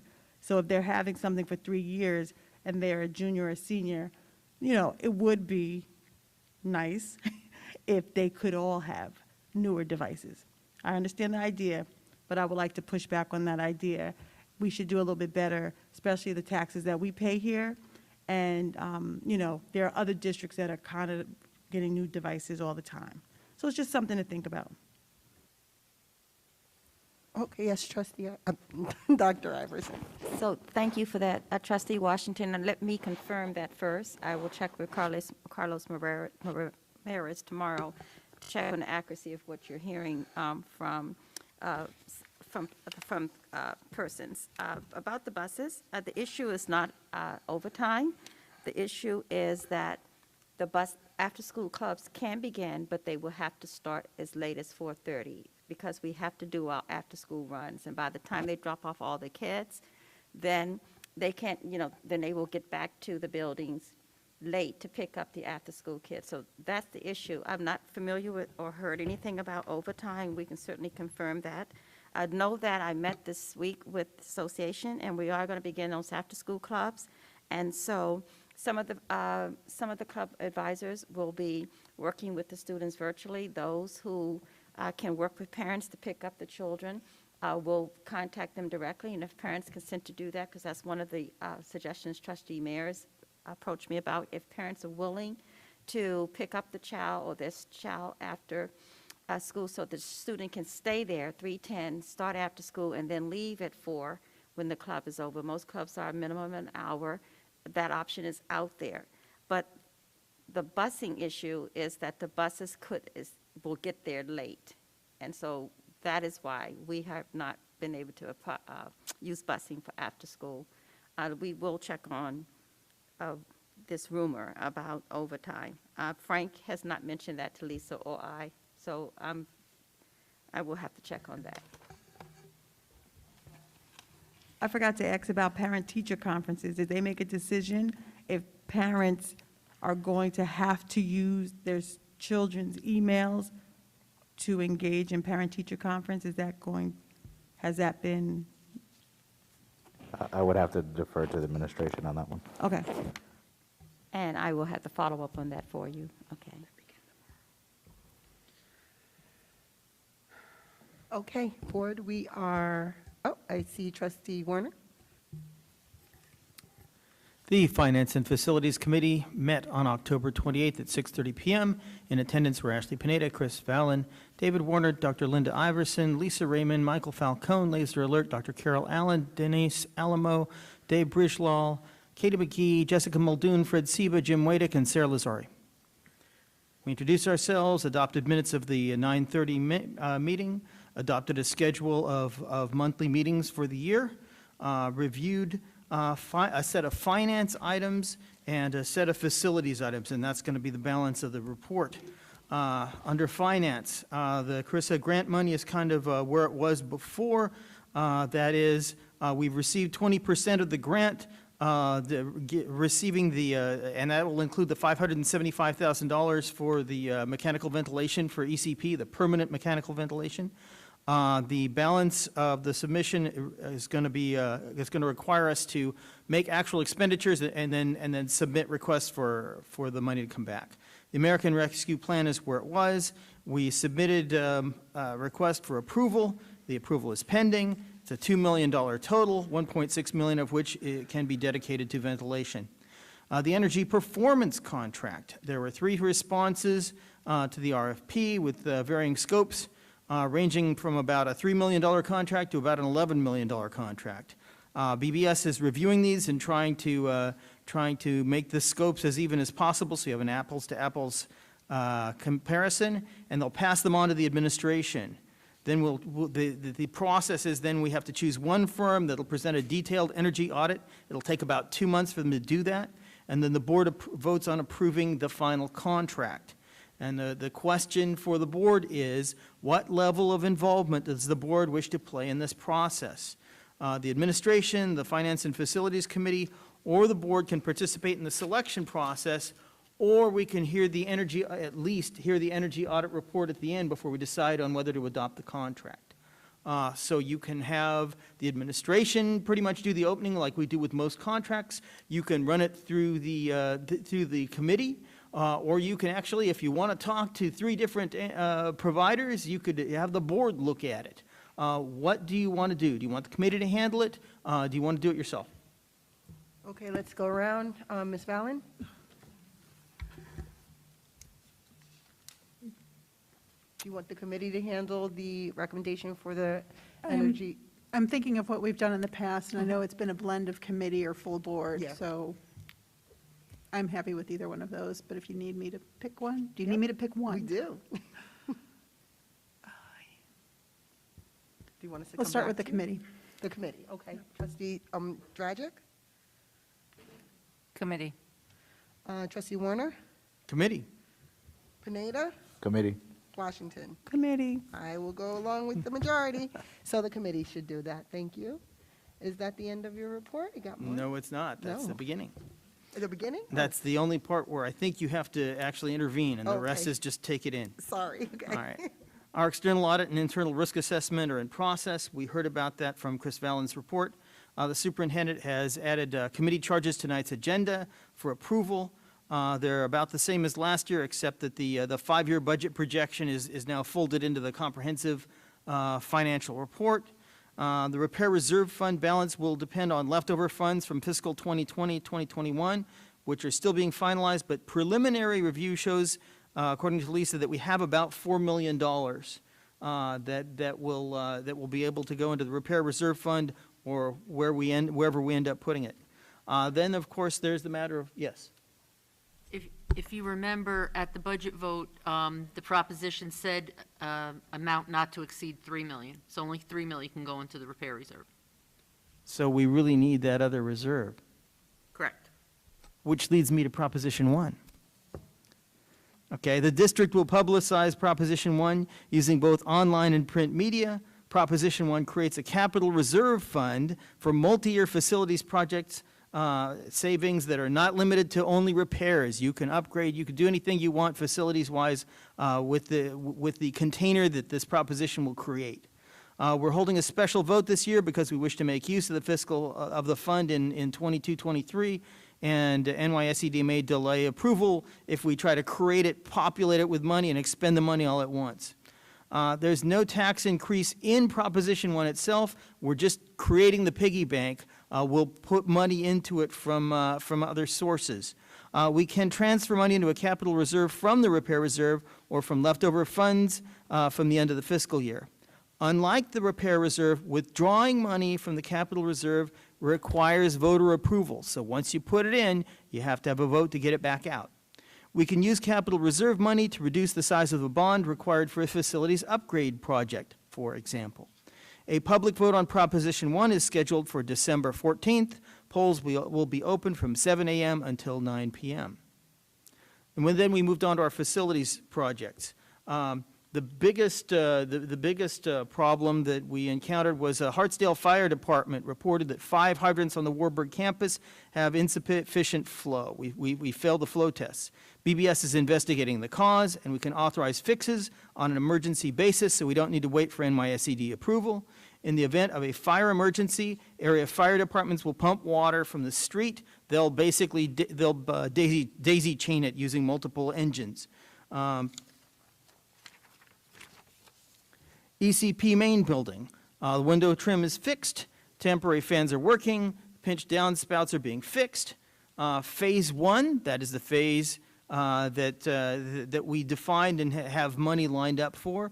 BBS is requesting district sign-off for submission to NYSED. Tracy, you may end up, if you haven't already, signing some documents for that very soon for submission to NYSED. A few items may be paid for by the energy performance contract. There's some overlap there. Phase 1 is primarily permanent mechanical ventilation fixes at ECP, Lee F. Jackson, R.J. Bailey, and Woodlands, and upgrade to a portion of an upgrade of a portion of the Highview roof. Upon NYSED approval, we'll begin construction this coming summer. The high school vestibule, security vestibule outside the front of this building. It's still in process. BBS submitted plans to NYSED back on 7/30/21. A required addendum has been accepted by NYSED and it's queued for approval. We now await Smart School funding authorization, and our superintendent will lobby through Andrea Stewart Cousins' office to expedite approval. They just need to have a committee meeting in order to approve the funds. Mansion roof, NYSED approved it back in April. We're working on resolving funding issues. Curbs and sidewalks, the big news there is, of course, the Woodlands Gym access driveway. And if you went and voted today, you probably saw what we've done in the short term with the narrow driveway problem. Woodlands Gym access road now has a white line on part of it and a 5-mile-per-hour speed limit signs.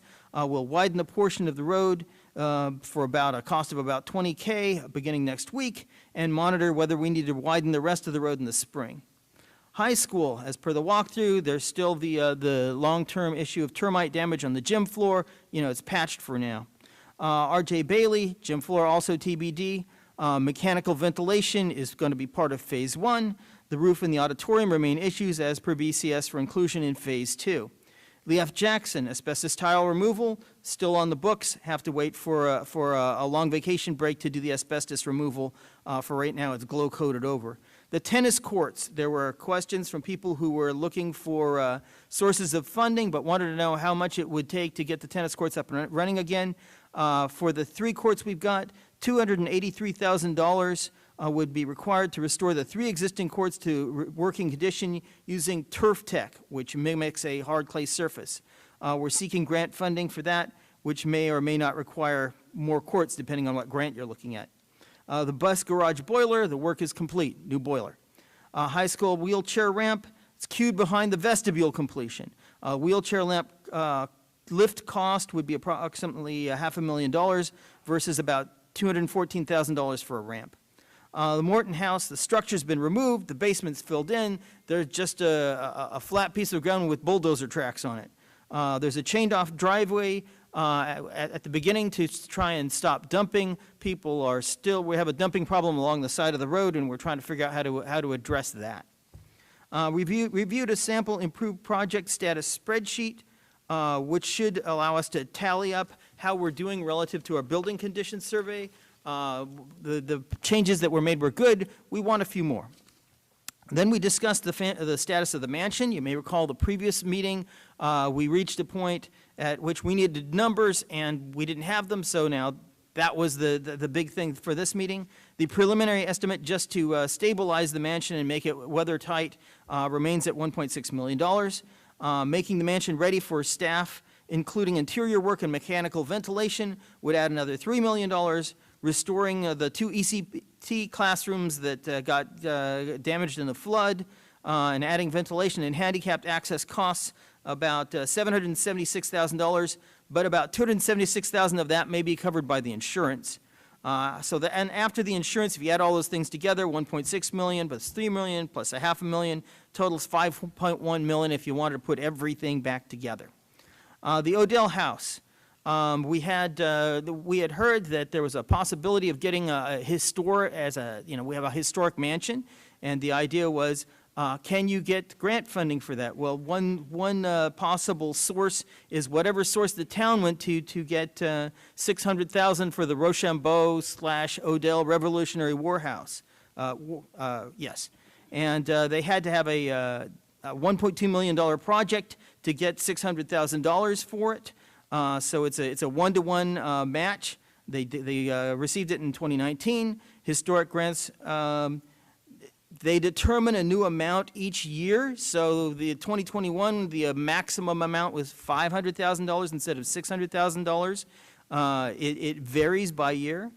In addition, the recommendation is to put yourself on a registry of historical places, which would require all projects to restore a building to original condition if the federal or state funding is used, which means you need to make it look like it's from about 1907. BBS cautions that additional costs would equal or exceed grant benefits if you tried to make everything historically accurate. So that's not a thing we should probably pursue if we're looking for that same grant source. Potential ECP 3-year-old funding. Okay, you may remember that we stopped having ECP for 3-year-olds at about the time that the mansion shut down. We funded more slots for 4-year-olds, but that 3-year-old piece has not come back yet. The question is, where would we get a funding source for it? The federal budget reconciliation bill, otherwise known as the Build Back Better federal bill, is still pending. If it's passed and New York State opts in, there'd be 3 years of additional federal ECP funding for 3 and 4-year-olds, followed by increasing a requirement for increasing state funding match over years after those first 3 years. So that's a possibility. We've got to see if the legislation passes first. Finally, phase 2. So the mansion would have to be rolled into the larger context of the next thing we do after phase 1, which is phase 2. We had an initial estimate of about $5 or $6 million before. I think we've spoken at many meetings since and decided we needed to get a little more aggressive with phase 2. So BBS and the administration will develop a proposal for phase 2. Priorities per the committee are 1, ventilation, 2, building envelopes, especially building envelopes in the building conditions survey of priority 1 or priority 2, 3, other building conditions survey priority 1 or 2 items, and 4, an ECP classroom edition, the most popular idea being to add ECP classrooms to Lee F. Jackson. A sample tally of BCS and ECP estimates indicate we could fix most of our roofs, reopen the mansion, and add ECP classrooms as part of a project in the neighborhood of around $20 million. An actual bond could be significantly less depending on what money we've built up in that capital reserve fund. Pending issues, for example, the legislation passage and required preparation work could allow us to schedule a phase 2 bond referendum, probably not in June. We're thinking that's a little tight, for perhaps the fall of 2022. That's how far we got in the last meeting. The meeting adjourned at approximately 9:04 p.m.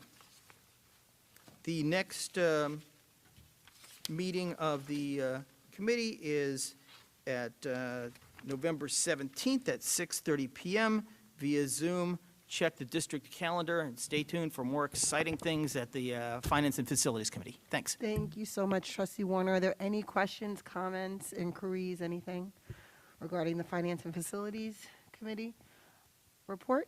No? Okay. Are there any other committee reports at this time? The next item on our agenda is A6, Board President's Report. I'm actually going to ask, with the board permission, that I table that report. There was nothing in there that the board is not aware of, but we do have executive session timed items that we're way behind on, and I don't want to continue to give a report, given that. So I'd like to table it and move on to our superintendent's report, which is number A7. Tracy? I'm sorry.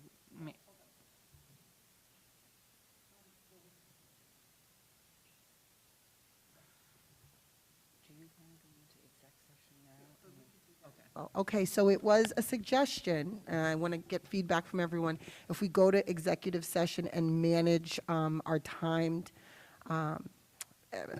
agenda items for executive session, and then come out and hear the rest of the reports, which are the superintendent's report, assistant superintendent, everything on our agenda here. How do board members feel about that? I'll start with Trustee Washington. I agree.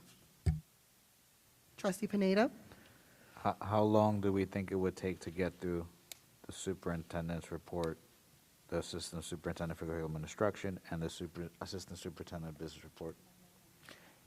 So Trustee, Dr. Iverson says 6 minutes for your report, or all the? Well, 6 for mine. 6 for hers. And so we also have Dr. Macaluso, Ms. Raymond's report as well. So maybe 18 minutes? I'm not sure. Well, we did have an 8:30 executive session item that is now 9:06, so. Okay, I'm fine. I'll support it. You'll support going into exec session first? Okay, Trustee Warner? Yes. Okay, Trustee Dragic, your Yes. suggestion, and Trustee Valen? Yes. Okay, great. So we're going to come back to these items after executive session. And so I need a motion. I move that we adjourn to executive session to discuss the employment history of particular persons being considered for board action this evening and at the next meeting. Second. It's been properly moved and second. All those in favor? Aye. Any opposed? Any abstentions? Motion carried. We're now going into executive session. Thank you.